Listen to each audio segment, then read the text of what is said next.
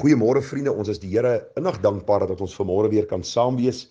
Nou die week is verby, Saterdag het aangebreek, glo u het so 'n bietjie rustiger wakker geword en ek glo dat u ook die dag so 'n bietjie rustiger sal deurbring saam met u geliefdes.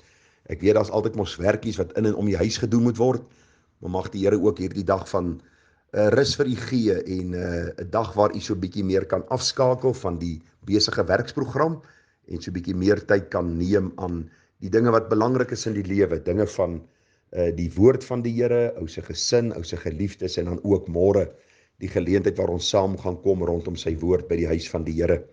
Nou vriende, ons het maandag begin met die gedagte van die boek wat die toets van tye deurstaan het. Nou ons het maandag begin met hierdie kort reeksie en ek glo daar was 'n opgewondenheid in die hart toe ons begin het daarmee. En ek glo u kan terugkyk vanmôre en sê werklik ek het iets geleer.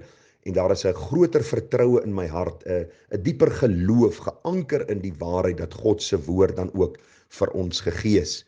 Nou, ons het alreeds gekyk na die interne getuienis en die eksterne getuienis, waarom ons kan sê dat die Bybel betroubaar is en waarom die Bybel die toets van tye deurstaan het. Ek het met u gepraat oor Jesus se getuienis self oor die woord.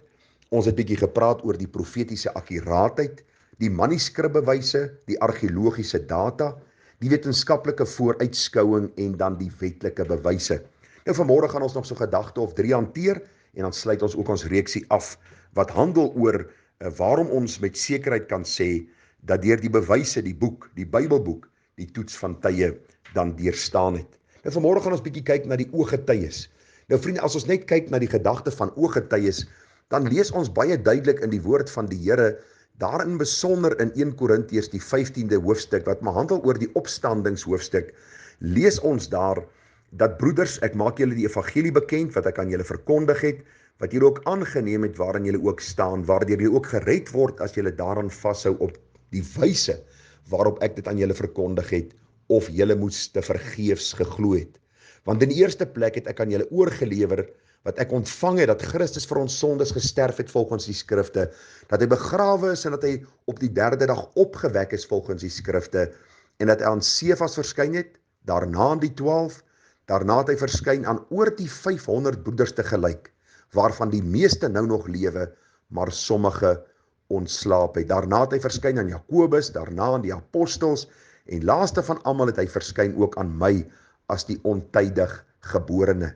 So met ander woorde, die apostel Paulus maak melding van geweldig baie getuies, wat ook getuienis kan lewer aangaande die Here Jesus Christus se lewe, sy sterwe, sy opstanding, sy hemelvaart en dan ook die boodskappe wat hy verkondig het. Nou Christus was 'n unieke persoon, hy was die sondelose volmaakte God wat mens kon word het, en ooggetuies was van kardinale belang om getuienis te lewer aangaande die juistheid van die feite, soos weergegee. En ag, hier praat die Bybel nie net van 1 of 2 of 3 nie, maar die Bybel praat van honderde getuies wat opgetree het. En vriende, ons kan baie maklik weersprekings vind, wanneer daar honderde getuies in 'n saak is. U ken mos die speletjie van telefoontjie. Jy sê iets in iemand se oor hier, en dan sê hy dit aan die volgende ou, en as hy hier by die laaste ou uitkom, dan vind jy 'n hele ander storie as wat die oorspronklike persoon dan wou deurgee. Nie so met die Bybel nie. Die Bybel is heeltemal anderste. Inteendeel sien ons hoe die getuies dan ook hierdie waarheid vasgemaak het in die harte van die ontvangers, en dat mense na 2000 jaar plus, en eintlik na die 6000 jaar van die mense bestaan op aarde, party reken 7000 jaar, nog steeds glo dat God die skepper is, dat sy profete juiste en vaste en ware getuienis gelewer het, en dan ook die Nuwe Testamentiese gelowiges dit gedoen het om ons geloof vas te maak. Waarvan het hulle getuienis gelewer?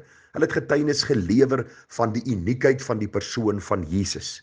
Hulle het getuienis gelewer aangaande daardie besondere dood wat hy gesterf het aan die kruis.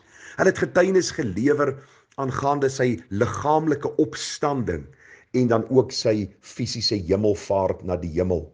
As u dink hoe bevrees die apostels was toe Jesus gesterf het, het hulle self gaan opsluit in 'n bovertrek, en toe Jesus aan hulle verskyn het, was hulle bereid om hierdie waarheid op die markpleine bekend te maak, soveel so dat hulle later geslaan was en in die gevangenis gewerp was en later gedood was, ter wille van die Here Jesus Christus. So hierdie ooggetuies het ware en juiste feite weergegee dat die Here Jesus Christus die unieke persoon is en dat sy woord die waarheid is.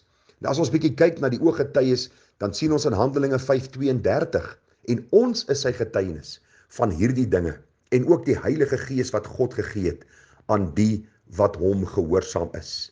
Petrus sê baie duidelik in 2 Petrus 1:16, want ons het nie kunstig verdigte fabels nagevolg, toe ons julle die krag en die koms van ons Here Jesus Christus bekend gemaak het nie, maar ons was aanskouers van sy majesteit. Hoe wonderlik, vriende, om te weet, dat God se woord dan ook vol ooggetuies is, wat vir ons neergepen het, die akkurate vertelling van die Here Jesus se koms, sy lewe, sy sterwe, sy opstanding, en dan sy hemelvaart. En hoe wonderlik om hierdie ooggetuies se vertelling te lees soos opgeteken in die woord, sodat ons geloof ook daardeur versterk kan word. Die apostel Paulus skryf of Lukas skryf oor die apostel Paulus se gebeure in Handelinge 26. En hy sê, maar omdat ek hulp van God verkry het, staan ek tot vandag toe en getuig aan klein en groot en spreek niks buiten wat die profete en ook Moses gesê het dat sou gebeur nie. Maar hy sê, ek is nie kranksinnig nie, hoogedele Festus, maar ek spreek woorde van waarheid en gesonde verstand, want die koning met wie ek ook vrymoediglik spreek, weet van hierdie dinge, want ek glo nie dat aan hom iets van hierdie dinge onbekend is nie, want dit het nie in 'n hoek gebeur nie. U sien, toe Paulus voor koning Festus gaan staan, kon hy getuienis gee aangaande dit wat gebeur het. Sy getuienis was betroubaar en daarom kan ons dit vandag ook glo. Ek wil hierdie kort reeksie afsluit met die laaste getuienis wat ek wil lewer, en dit gaan oor die uniekheid van die Bybel.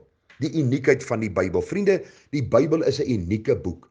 En hoekom sê ons so? Waarom sê ons so?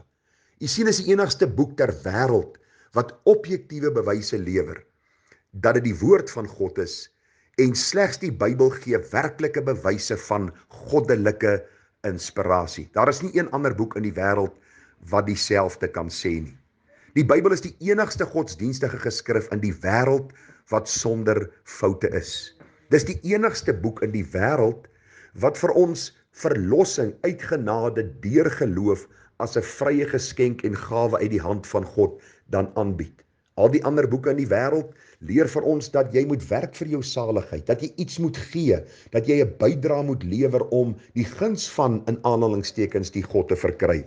Die Bybel is uniek in die feit dat dit vir ons sê dat God vir ons verlossing as 'n vrye geskenk en 'n gawe uit sy hand dan ook kom gee. Watter besondere boek het ons net nie in ons hand nie.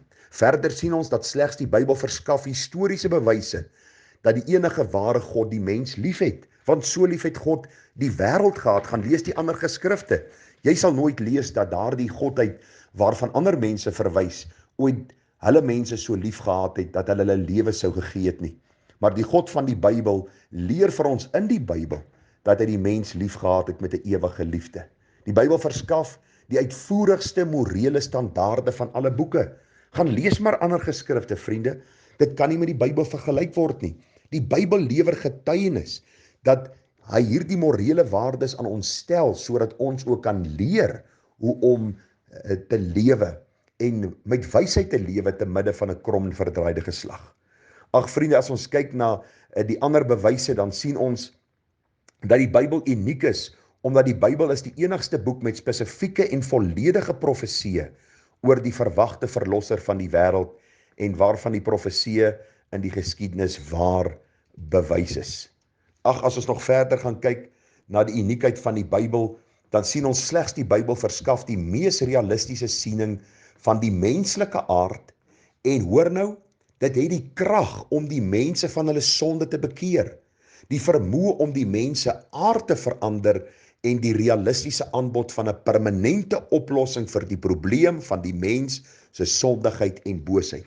Die sielkunde kan dit nie doen nie, mense kan dit nie doen nie, kerke kan dit nie doen nie, maar God gebruik sy ewige woord, omdat Handelinge 4 vers 12 vir ons sê, of verskoon Hebreërs 4 vers 12 vir ons sê, dat die woord van God is lewendig en kragtig en skerper as enige tweesnydende swaard.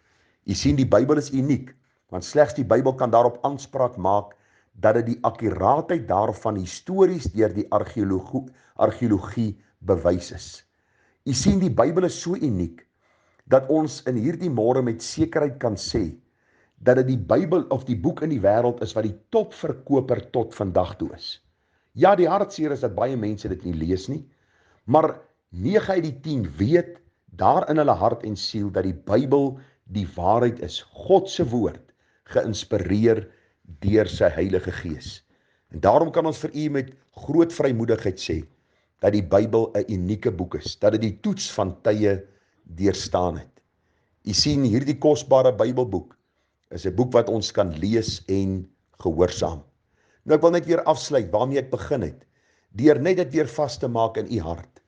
Die Bybel is waar want dit is 'n betroubare versameling van historiese dokumente, geskryf deur ooggetuies gedurende die tyd van ander ooggetuies, wat skryf van bonatuurlike gebeure wat plaasgevind het ter vervulling van spesifieke Bybelse profesieë en aanspraak maak daarop dat hulle geskrifte van goddelike oorsprong is in plaas van menslik.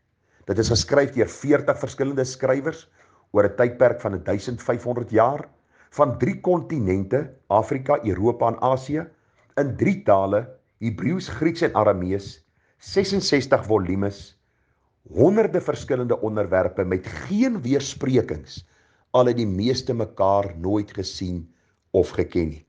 Kan jy vanmôre die Bybelboek glo? Ek kan vir u sê met sekerheid kan u die Bybelboek glo. Dis die enigste boek wat die toets van tye deurstaan het. Dis die enigste geskrif ter wêreld wat deur elke vuurproef menslik moontlik gegaan het en soos goud tevoorskyn gekom het. Mag u hierdie kosbare woord lees, dit bestudeer en die God van die Bybel beter leer ken soos hy homself in die woord openbaar. 'n Baie mooi en geseënde Saterdag. Ons sien mekaar DV môre by die huis van die Here. Mooi dag verder. Totsiens.